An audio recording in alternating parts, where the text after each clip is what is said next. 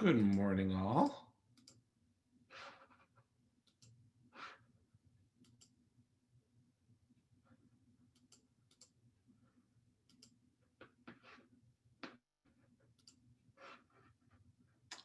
How is everybody this morning?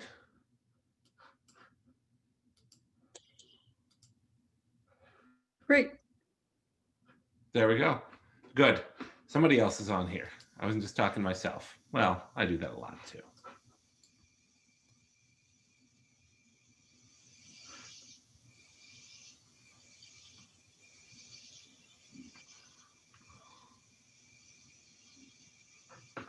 I give it one more minute.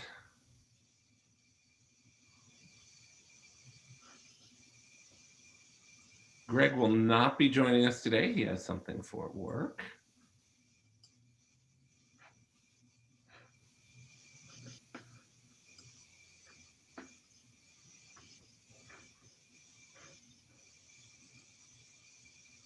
Oh, there it is.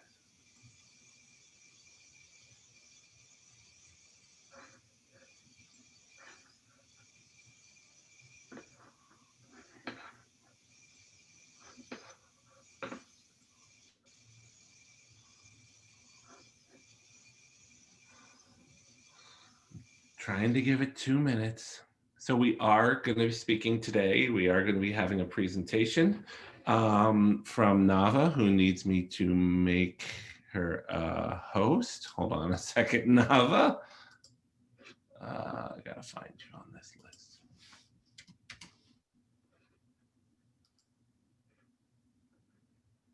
Interesting. Nava, I can't do that. I don't know who can.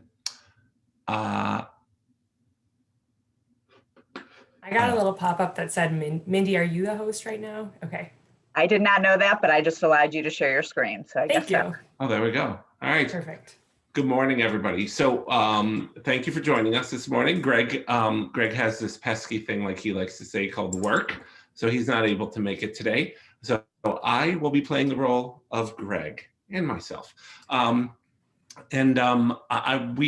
have a presentation today. Thank many of you for joining us who might not always join us today to hear about the capacity building survey that we did. Want to just do a couple of quick announcements and things. While David Witten can't be on here today, actually, Karen Scher will be playing the part of David Witten. Okay, please, I definitely don't have as much information as David would probably add, but here's what he shared with us, and he's hopefully on a beach somewhere. One is the Capitol's likely to slow down both in DC and Jeff City because of the threats. People are taking these very seriously, so just kind of giving you a pulse on what's going on. So things may not be moving as quickly as far as like, checks to states for vaccine and tracing are expected to go out next week. He said 70 million plus for vaccines in Missouri and 350 million for tracing and testing in Missouri. So those are supposed to come next week. And the state is working on a program that will allow citizens to go online to find the closest vaccine site, but he doubts that will be ready for at least 30 days. So I'm sure many of you have gotten things from your doctors about registering for the vaccine. But he doesn't even think that vaccine sites will be out and available for information around that for the next at least 30 days. So the new administration is likely to speed up vaccines by opening up categories more broadly and not requiring a holdback for the second dose. We probably all heard that in the news. However, this is still in discussion. And around unemployment benefits, he said, should be hitting now with the enhanced rate. And the governor's state of the state is January 27th, and we should see things start to take off in earnest, according to David. So anyway, that's really it for now. And he is just more than happy to answer questions when he's back in town. If you want to shoot me an email to forward to him, but you know, he's always available to give as much information as he knows. And we have updates on different things throughout the week. So that's all I have from David. I don't know, Brian, do you have anything else you want to add to that? No, I think Cheryl Mayan is on as well. I think that there were some questions about some vaccines related to teachers or schools. Did you just want to share what you had heard or known? Sure. There was some misinformation earlier in the week that they had moved teachers and first responders, school personnel up to tier 1A, but it was a mistake. So there was a little deflating moment after we'd all done the vaccine dance here at Merowitz. But that being said, I was in touch with the health department, and I don't know if the rest of you had this question too. It took me a while to find out, but you can register your agency as an agency on the vaccine site.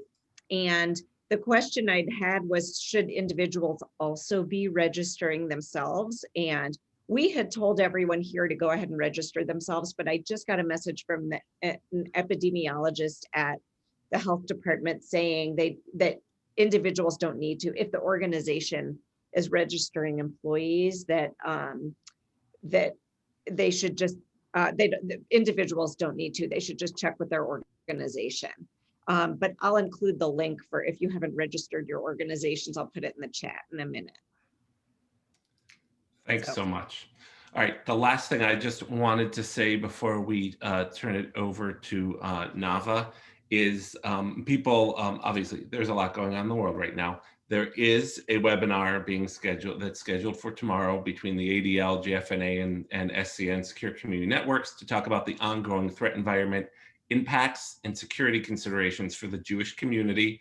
It's tomorrow at 12:30 Central Time. We will include the information in our materials, but I'm also going to put the link in the chat if anybody has. Okay, Cheryl, you put a different link. Sorry, if anybody has any questions. But I think let's really pivot to the main focus of today's call, which is allowing Nava to share with us some of the results of the survey. So, Mindy, is there any formal introduction? Do you want to do something, or should we just turn it over? Nava, go ahead and jump right in. Nava is the manager of impact and evaluation in the community impact department. So she played a crucial role in this capacity building research and is really excited to share the results. All righty, can everyone see this presentation? Yes, great. So I am going to run through this presentation. If Mindy or Nikki, if you could monitor the chat, if anyone has questions. We will also have time for questions at the end, but I find it a little hard to present and do chat monitoring at the same time. So thank you all so much for having me at your meeting today. As Mindy said, I am the manager of impact and evaluation at Federation. And today I'm here to present what we learned from the organizational capacity survey that we did last year before the pandemic. And before I dive in, I want to thank all of you who took the survey, because I'm sure many of the people on this call actually took it. Thank you so much for your time and effort. Everything that we've been able to learn from it is because you are willing to participate. So thank you very much. We gathered a huge amount of data via this survey, and today I'm just going to walk through some highlights and overall trends, high-level overview. I'm not going to go into a ton of detail, but if you want to learn more, I recommend taking a look at the reports. We have a summary report and a long full report on our website at the link that I just put in the chat. So you are welcome to peruse those, and I would be happy to have a follow-up conversation with you if you have more detailed questions. So, and as I said, you can feel free to ask questions during the presentation, and we'll also have time at the end for discussion. So, as you may recall, one of Federation's 4 core commitments is around community infrastructure at the top there. And within that core commitment, we have a priority about strengthening the organizational capacity of Jewish organizations and service agencies in our community. And when we talk about organizational capacity, that's a very broad term. And this is sort of this definition on the screen is what we are talking about. It's the ability of an organization to fulfill its mission through sound management, governance, and achievement of results. And early in 2020, we conducted a survey of the organizational capacity of our Jewish community.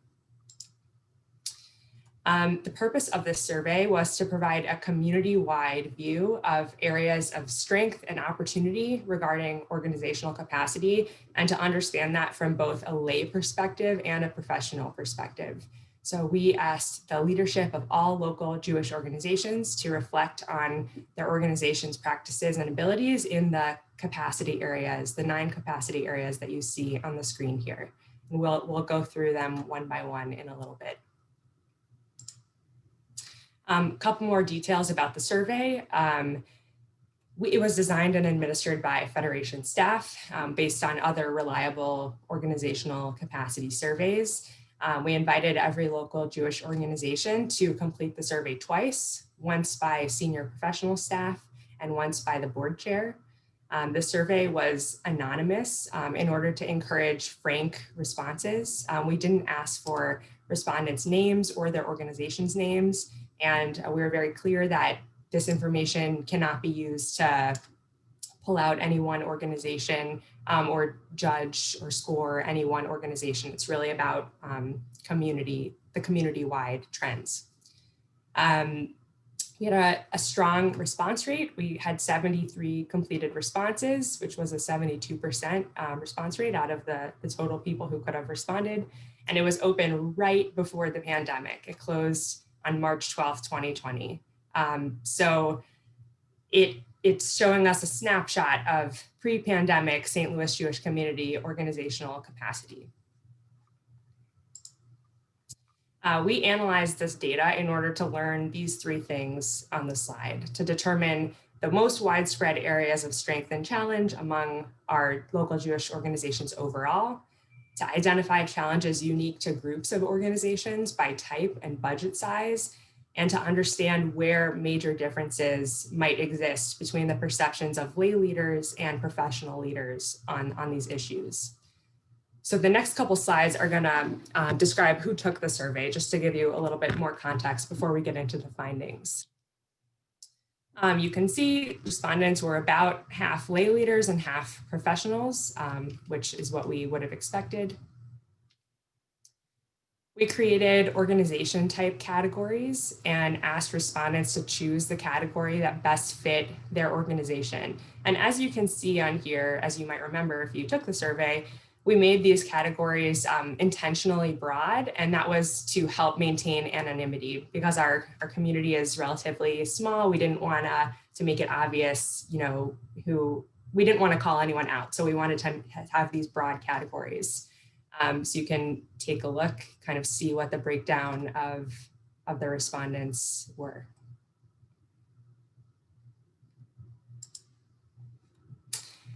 As I mentioned at the beginning, there is too much information from this survey to share in this short presentation in detail. So I'm going to walk through some of the highlights of what we learned next.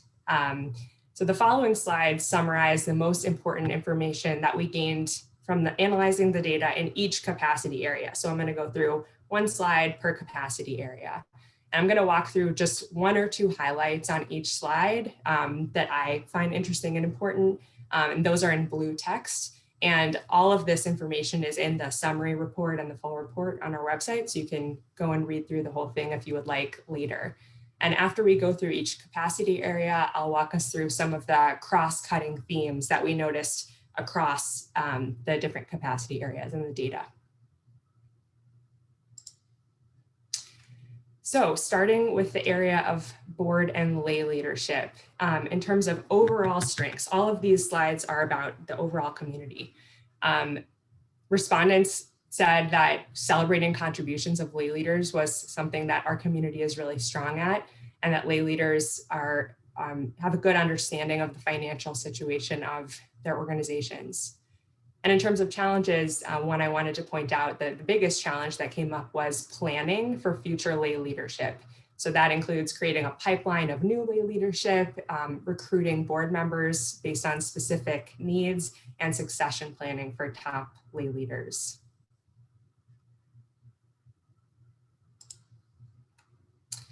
In terms of staff, overall strengths included managers. Leadership feels that managers are strong in supporting staff through regular check-ins and feedback. And in terms of challenges, there's an echo with the lay leadership section about succession planning and growth pipeline to retain talented staff, identify new talent, and develop staff. And another interesting point is that those staff development needs are perceived differently by lay leaders who see this area as a challenge and professional leaders who see this area as a strength. So there's a couple areas like that where there is a distinct difference between how lay leaders are understanding an issue and how professional leaders are understanding that same issue. In the area of frontline direct service volunteers, so in contrast to board like lay leadership, this is frontline direct service volunteers. A strength was setting expectations with volunteers, which is key to any successful relationship, including a volunteer relationship. And in terms of challenges, organizations felt like they don't have enough staff time and skills to meet their volunteer management needs.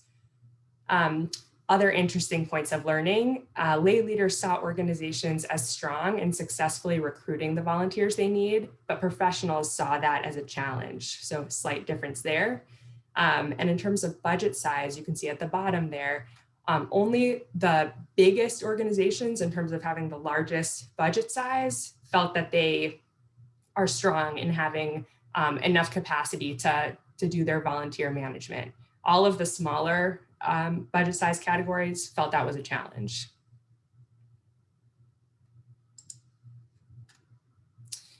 In terms of financial management, organizations expressed a deep understanding of their strengths and weaknesses regarding financial management. And overall, this section was rated really strongly. In terms of challenges, one of the open-ended questions was about broad challenges for each of the sections. And the most common theme was struggles with obtaining adequate revenue. We also learned that 2/3 of respondents reported having cash reserves equal to 3 months of their operating expenses, at least 3 months. About a fifth, 19%, reported not having that much in reserve. And the bigger the organization's budget, the more likely they were to report having at least 3 months of cash reserves. So that obviously came into play during COVID, which happened right after we did this survey. Many organizations, as we can see, had at least some cushion to weather the storm. I would guess that that number is pretty different now since we've been in 9 months of crisis mode nonstop. But that helped us understand sort of where we were going into the crisis. In the area of technology, before the crisis, the respondents felt like staff had adequate technological tools to do their jobs efficiently and effectively. Of course, lots of challenges came up around this area during COVID. In terms of challenges, cybersecurity was listed as a challenge, including risk education for staff and secure IT infrastructure. It was a challenge before the crisis. It's even more of an important issue now that people are working from home, and a whole new set of cybersecurity issues have come up during the crisis. There is a difference, again, between how lay leaders and professional leaders saw the cybersecurity issue. More professional leaders saw it as an issue than lay leaders, who might be a little less connected with this area of the work.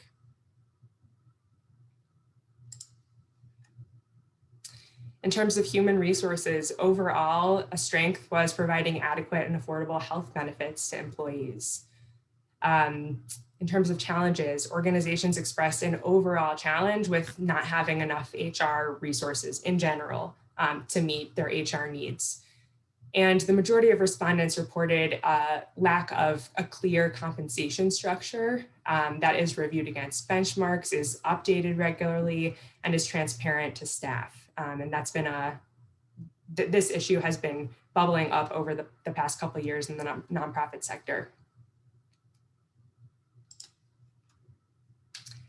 In terms of community relations and outreach, we are almost through this section of the presentation. I know it's just a lot of information.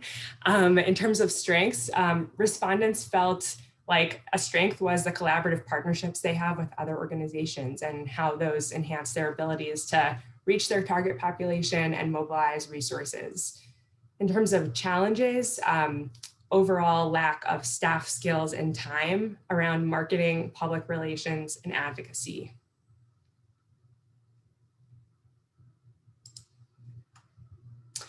Fundraising. One of the strengths that came up overall was thanking and celebrating donors, which, as we all know, is essential for donor engagement.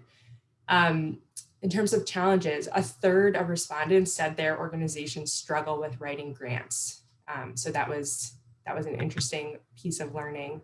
And in terms of another interesting thing that came out of this section was only organizations with budgets of at least $5 million were strong at consistently meeting fundraising targets. All of the budget categories smaller than that said that it was a challenge to consistently meet fundraising targets.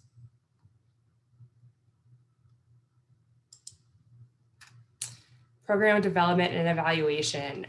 Overall, the community rated assessing community needs as a strength to ensure that their programs are responsive to needs in the community, but evaluating impact of their work. So understanding specific changes in behavior, attitude, and knowledge that are coming directly out of the work that they're doing is a challenge.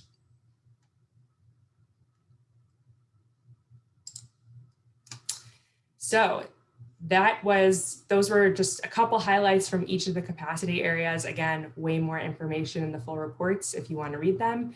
And so now I'm going to walk through some cross-cutting patterns in the survey data that can kind of provide some additional insight about the whole Jewish organizational ecosystem. So the first bullet point on there is organizations have a strong positive perception of their financial management capabilities, as I mentioned before. The respondents as a whole did not rate any of the items in the financial management section as a challenge, which was in contrast to every other section had at least one item in the survey that was overall a challenge. So that's great. Organizations feel successful overall in celebrating and appreciating volunteers. As I mentioned before, that's for both frontline volunteers and board level lay leadership. Perceptions of lay leaders and professional leaders, as you saw, sometimes differ significantly. And in particular, they diverged in these areas you can see on the screen: board engagement and reviewing budgets, staff development, volunteer management, cybersecurity, HR resources, and impact evaluation. And getting the right people in place to ensure future success, both short and long term, is an overall challenge. Organizations are having trouble recruiting new board members, creating growth pathways for talented staff, conducting succession planning for both lay and professional leadership, and identifying new donors. So across a lot of different areas, getting the next set of people in place is a challenge. Couple more themes that we saw across the capacity areas. Organizations likely face some equity issues around compensating their employees because of this prevalent lack of clear and transparent compensation structures. Budget constraints, this may not surprise anyone, budget constraints hinder organizations' abilities to succeed in their work. Organizations reported that they have a hard time obtaining all the revenue they need and meeting their fundraising targets. And this lack of financial resources was identified as a root cause of many of the challenges in the other areas, including hiring, technology, marketing, and fundraising. And as mentioned a couple slides ago, there's a pervasive lack of capacity around impact evaluation. Every question that was on the survey that related to evaluation, from tracking program outputs and participation to conducting more sophisticated evaluation of outcomes to demonstrating to donors the impact of their gifts, all of those were identified as challenges. So definitely some room for growth and learning in that area. And smaller organizations face increased capacity challenges in many different areas. They're less likely to have at least 3 months of cash reserves. They have less time and fewer skills for grant writing. They have a harder time reaching their target audience through marketing efforts. They're less likely to have robust cybersecurity infrastructure. None of these are probably super surprising to anyone, but it's now we sort of have this data to really show us the specific challenges of smaller organizations. And last but not least, some organizations do not have enough dedicated staff or staff time to focus on some essential organizational functions. And that specifically came up around marketing and fundraising.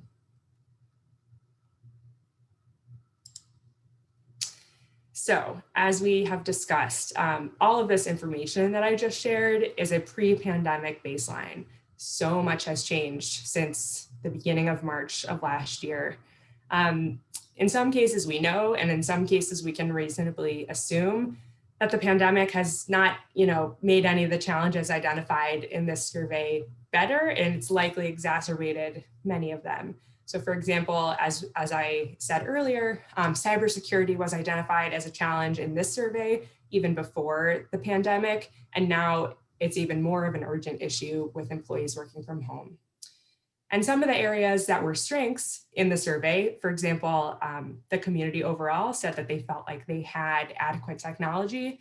As we know, that became a major issue during the pandemic, and everyone had to scramble to make sure staff had laptops and webcams and Zoom subscriptions and all of that. So major impacts of COVID on these areas.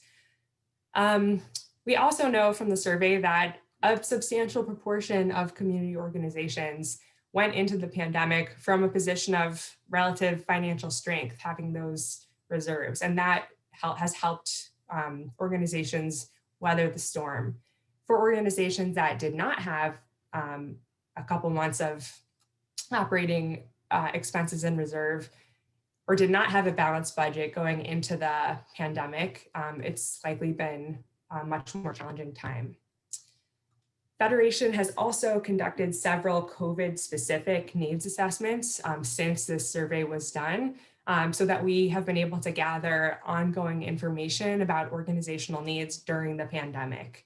And through those needs assessments, some new challenges have come to our attention, including need to learn how to do scenario planning, fundraising during this time, technology challenges, and meeting new and different needs among constituents.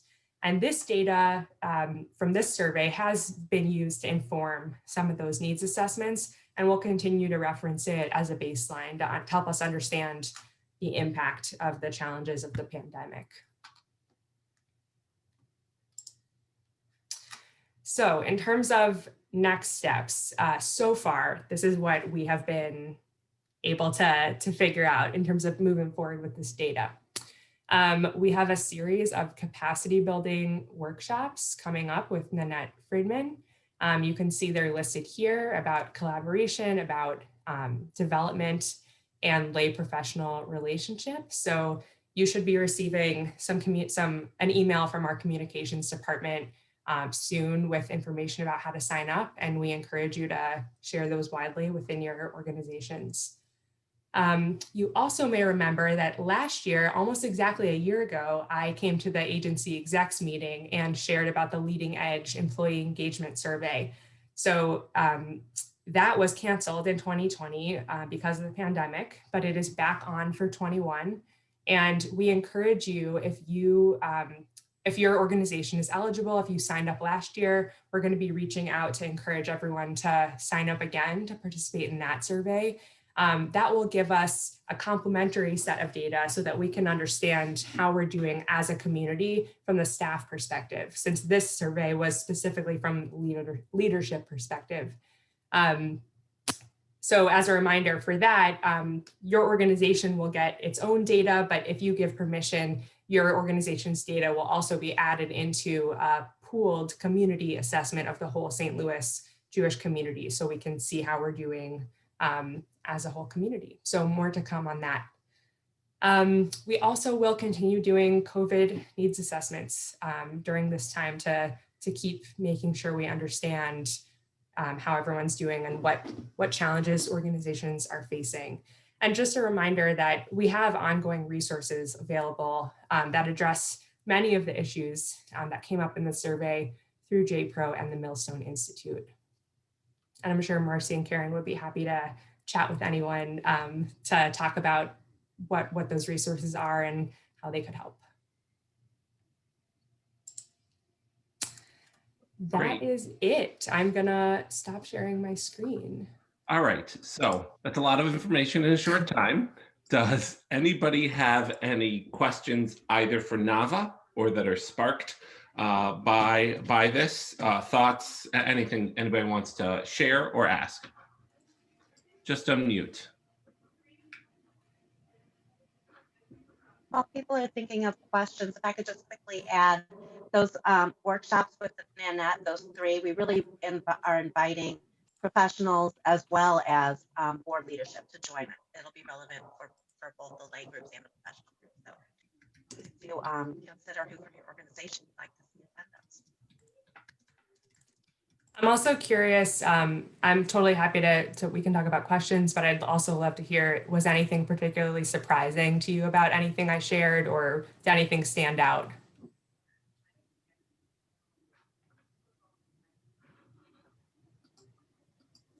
Well, I think it was interesting to just thinking about volunteer management across the agencies, because that's so important, and it just never seems like you know, an investment we can afford to make.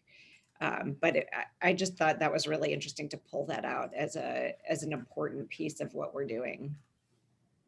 Cheryl, will you talk for a second or two more about what you mean volunteer management? Particularly, I'm honing in on the phrase across the organizations. What are you referring to or thinking about there? Well, I'm thinking, I mean, personally, I'm thinking about, we have grandparents and retired educators volunteering here all the time in a normal year, but it's sort of, you know, we don't have anyone who really can manage all of that and who can oversee it. Each teacher kind of has their people, and you know, I just dream of that day when we can have a second person in our development office who can just do some volunteer management, not even talking about the board, just regular volunteers to keep them engaged in the organization. Does that make sense? It does. Can I just ask, are others experiencing things like that too? Okay. Joan is nodding. Okay. Paul, I'm sorry. Go ahead, Paul. I understand that the data can't be provided for any one organization, but is it possible to break out responses by the categories of the different organizations? For example, the congregations versus educational organizations versus other broad categories of the organizations who participated. Yeah, if you look in the full report, so not the summary report, but the full report, for each capacity area, there's a chart that has a by budget, by organization type, and the lay and professional leadership, and there's specific information there. So I encourage you to take a look at that. Great, thank you.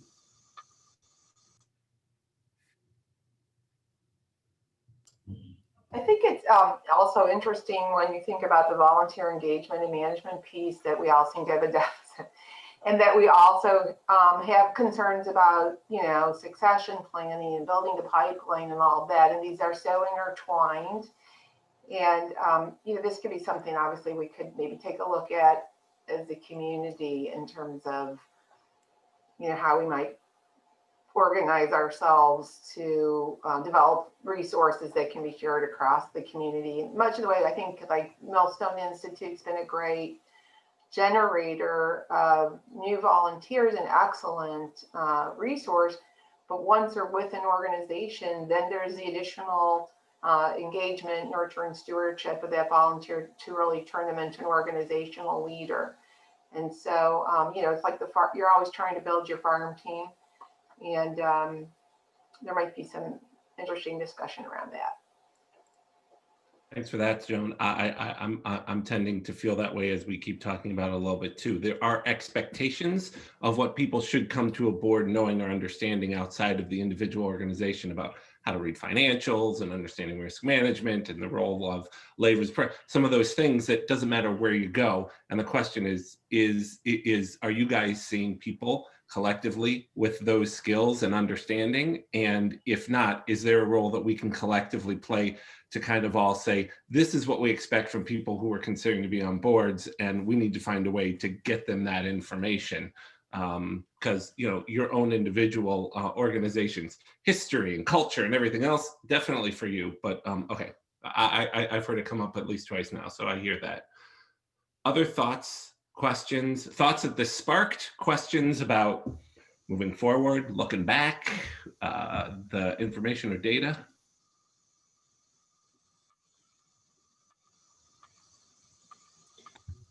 Yeah, Paul. One more question. Since we probably have forgotten, or maybe we've forgotten how our own organizations responded to the survey, what our ratings were, is that available back to our own organization? So because it was anonymous, we actually can't, I'm not sure which of the responses was your organization. So I don't have a way to pull it out specifically. Okay, thanks. And that was really important to us because, some of these questions were a little bit vulnerable. Like, do you have a balanced budget? Do you have money in reserve? So we prioritized anonymity over being able to pull out specific organizations. Nava, can you say a little bit more about equity and the need to, I don't remember how it was phrased. Yeah, that was about organizations not having clear compensation structures that are transparent to staff. There's been, I'd say that's an area for further inquiry for our community. We don't have tons of details about it from this survey. We just had a couple items that were about it that organizations said, no, we don't have this. We don't have transparent compensation structures. But there's been a lot of conversation in the past few years about how not having transparent compensation structures leads to inequities for women, for people of color, for, all different categories of employees ends up creating inequities. So yeah, I think there's further conversation and exploration to have on that point. That'd be great. I would be interested. I know that we're doing some work in that area, and yeah, it would be great to have a set of standards for the community.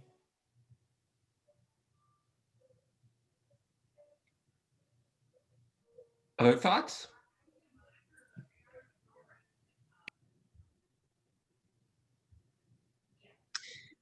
Just real quick, the topics that Nanette's going to talk about, you work that out with her based on this survey. Is that correct? It was a combination of what we learned in this survey and also what her areas of expertise are. So sort of the intersection of those two. Gotcha. Yeah, and she's amazing. And Great, also, I'm so glad. We talked about this last week, but we will be canceling our Thursday, this meeting on the weeks when those are happening. So once a month for the next 3 months, we're going to be canceling our Thursday call in order to free you and your key staff and volunteer leadership up to be able to participate in those. We didn't want anybody to have to say, oh, I only have so much time, I got to choose. We feel like the direct kind of content and support stuff and we meet 3 other times during the month. My assistant, Anna Marie, is out on medical leave, so I can't really cancel them without her here, but I put up some information last time, and we'll send it out again to make sure that everybody knows which Thursdays are being canceled. And once she does return, we will cancel those off of your calendars. But the Thursdays, the day after those, we won't be having our community calls. Let me add on the topics. They are definitely at the intersection of what we heard in this report and Nanette's expertise, and what we've heard directly from you outside of these reports, things that you as professionals and lay leaders have an interest in learning more about. Holly, will you speak for a second more? This issue around inclusion and general HR, which I know through my own experience, the smaller your organization, the less likely you are to have an HR specialist, someone around that. This is really an important discussion and need, both on the compensation and evaluation side, but also on the training, particularly as DEI work and those things kind of happen. Are others experiencing that same need, saying, we know we need this, but this isn't something that like we have space for in our organization? I see Joan, who has the largest organization in the community, is not a guest, so that's also got to say something. Okay. I would just add that we've experienced a generational component to this. So I think maybe prior to a resurgence of our civil rights movement, there's always been a generational difference in compensation expectations and HR policies and practices that are perceived as positive or supportive. And now we're seeing that it's being combined with the civil rights actions and movements. So, for us as an organization in particular, we're being challenged as a very small organization as to how we put into practice our mission within our HR policies and practices. So a couple of things. One, minimum wage. At this point, we're not going to pay anyone hourly less than $15 an hour, and that may get raised. Secondly, transparency on salary ranges, not only internally for staff to know, but also externally when we post job positions. And then also looking at how we compensate what we may consider as a volunteer when the community or the individual sees it as a service being provided. And in particular, when asking people who are marginalized or oppressed to volunteer their time to work towards making others aware of their oppression or the systemic racism or the anti-Semitism that's occurring, and then not compensating them, but treating them as a volunteer. And so really for us, it's been a big time to look, and there's not a lot of funding to support some of the practices that we wanted to put into place. And so we really had to rethink some of that. Those are all really good. It's and important questions, which you clearly have thought about more than maybe some others. So there may be some internal learning we can do, but thank you, Holly, for clarifying. All right, so outside of that, any other thoughts, questions? Does this spark any other thoughts for people or feedback? Mindy, is there some kind of a wrap up around this that you wanted to do, or are we? No. I would just love to thank everyone again so much for taking the survey. I know it took some time. If it wasn't you at your organization, it was someone else. Thank them. Like we really can't do this kind of learning without you. So thank you so much. And Mindy, if you want to add anything, feel free. So I will echo everything that Nava said. Thank you to all of you for your participation and for ongoing discussions and ongoing participation in some of the follow-up. I will also take this opportunity to say this effort was part of our assessment and planning efforts. And I know many of you have had the opportunity to work closely with Nikki Weinstein during the past 2.5 years with the Federation. And I wanted to let you all know that Nikki will be leaving the Federation. Tomorrow is actually her last day. And I want to take this opportunity to publicly thank Nikki for her work at Federation and with the community over the past few years. Nikki's been instrumental in making assessment and planning an integral part of our community impact structure. And she also did a great job convening and facilitating a process with our institutions who work with seniors that has resulted in Age Well St. Louis. And many of you here on the call have been involved and are partners in this initiative. For those of you who might not be familiar, this is a collaborative effort to transform older adult care in the St. Louis Jewish community through a new care management system. So I just want to say thank you to Nikki and wish you the best of luck in your new endeavor. Yes, Thank you so much. Thank you, Mindy. And thanks to everybody. You know, this assessment and planning work, as Mindy says, become an important piece of Federation's work, and it would not be possible without all of you.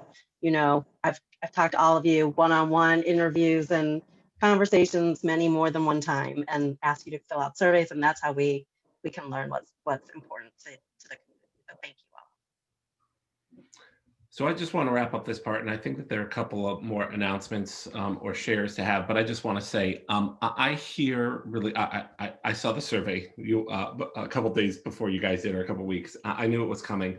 The conversation that we had also here today really reinforced something to me, and that is that there are collective needs we all have that we're, as I'm reading the comments, that we're dealing with by perhaps knowing that we have a deficit or an inability to do exactly what we want. So we hire a part-time person, which doesn't get us quite what we need and allows us not to have to pay, you know, childcare or health insurance or whatever else. And to me, collectively, I think that there may be some solutions for us.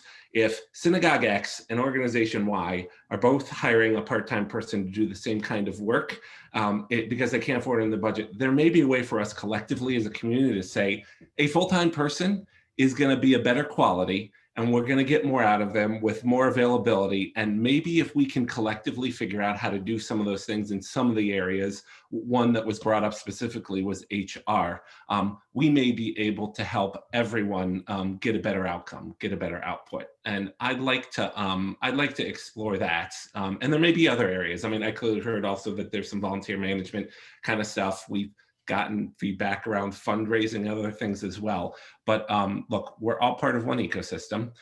We aren't competition for each other. We're here to help support one another and help provide a vibrant, ensure a vibrant community moving forward. So I believe that this is a real opportunity for us to build on the collective and allow all of us to do a little better. So I'm going to put some thought into that, and we'll continue talking with that group about this, because it feels to me like there are some opportunities here that we can take care of together.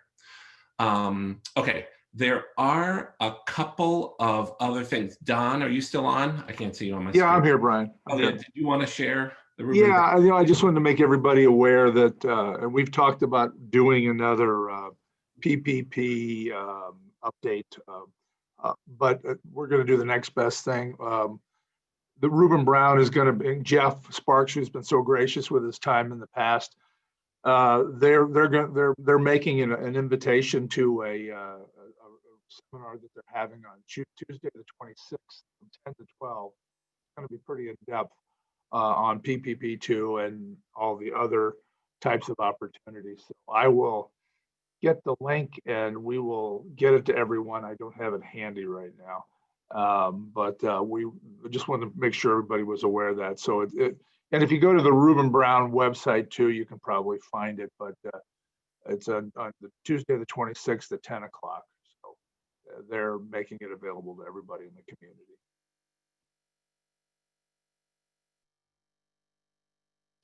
Great. Have others gotten notice that their PPP loan is fully forgiven? Yeah, Cheryl, I see a couple of other people. Yeah, we have. Okay. If you, Don, would it help if people haven't yet, if we knew, or is that not something that we need? I think it's really, just you should be talking to your financial institution about the process, because that's really where it starts. And, great. Yeah. Are there other thoughts or announcements? Oh, I want to remind everybody, next week's normally a traditional meeting, regular meeting for us. The week after, Bert Garland is going to be joining us to talk about HR issues around vaccines. There are a bunch of questions, if you remember, in December. Can we, should we insist, make staff do that? He'll be talking to us about that and any other questions that you might have. Any other announcements or thoughts, things that people want to share? Yeah, Paul. Brian, one more question. Are there any plans to redo this study, or to do it on an annual basis to measure trends and progress against opportunities? Well, I'll let somebody else speak. That's funny. While Nava was speaking to you all, I just wrote that in my notes, my parting notes. I think it's a great idea, but I won't be here. Yeah, it's something we can certainly keep in mind. We also have lots of other needs assessments that we want to do. So we'll, we have to balance all of that. But yes, I think that's a great idea. Nikki can be the volunteer chair of that new committee. Oh, I love that idea. Thanks, Rabbi Rose. See, you can never get out. Brian?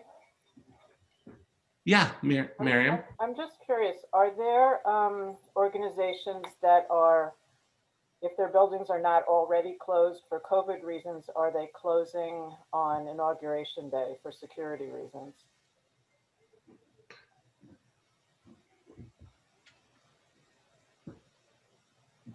No, everybody's open?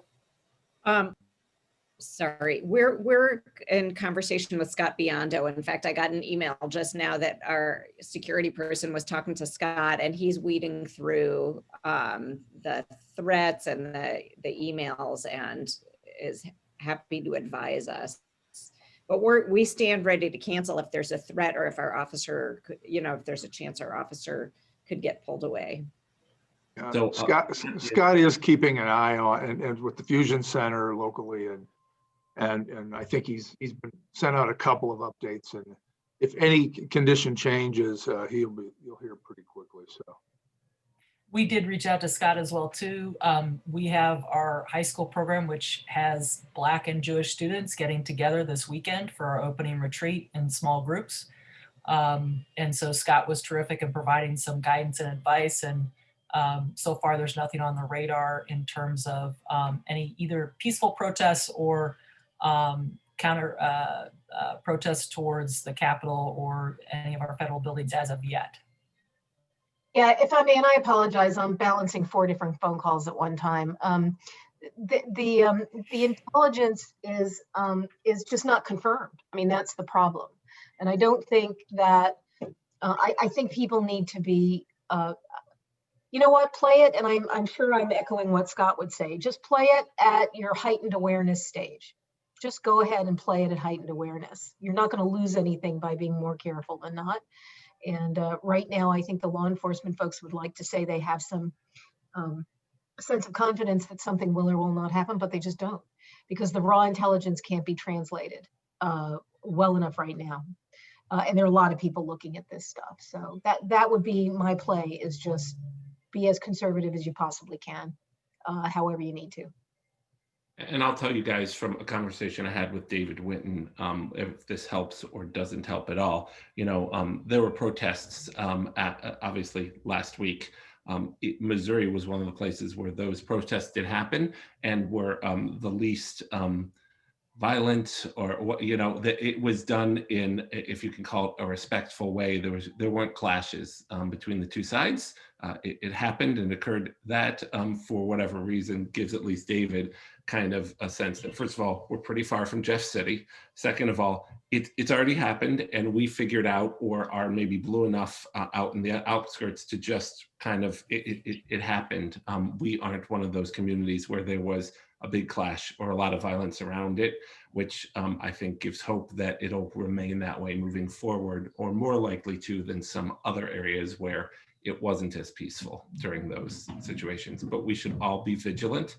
And I would just encourage each other, if you're really feeling uncomfortable or you're not, I mean, I think that you trust your gut on this and work with your own, internal committees or parent committees if you're preschool or whatever, and just communicate out clearly to people as soon as you can. And I think that everybody is a little on edge and waiting and watching and wanting to get through next Tuesday and see what happens. And so communication is probably the most important thing, both with your community and with each other. And I've been thinking for a while that maybe we should start a WhatsApp group for the CEOs to be able to communicate with one another. All additional layers are valuable. I think that see something, say something piece really means something right now. So if there's something that you just think is out of place, call Scott, call somebody, call him, find me, whatever. Let's just be on top of all of it. If we don't have to do anything with it, that's best. So, but we want to know before we before we take anything for granted. Anything else for today? Well, next week, the world will be the same and yet a little different, and we'll have an opportunity, I'm sure, to talk about that a little bit, or things that may or may not come up. Really appreciate everybody who joined us for your thoughts and feedback. This is, again, the start of a conversation. Whether Paul will be able to do this particular survey annually or whatever that is a different question, but it certainly brought up some additional things, and it is really apparent that that we all collectively, the Federation as well, has some needs that it simply can't fill on its own. And I think that if we can find ways to do that collectively, we might all be able to gain from that. So we'll look into that as well and start talking about that a little bit. I appreciate everybody's. If you have additional thoughts or questions as you're going through the materials or whatever, do not hesitate. I'm going to volunteer Nava. Do not hesitate to reach out to Nava or to Mindy, who might refer to Nava, but or to Mindy or to anybody at Federation. We did this in order to provide information and guidance and support to you guys. So if something comes up, please feel free to reach out. Have a really great week. Everybody be safe. I look forward to seeing all of your faces next week. Thanks so much, guys.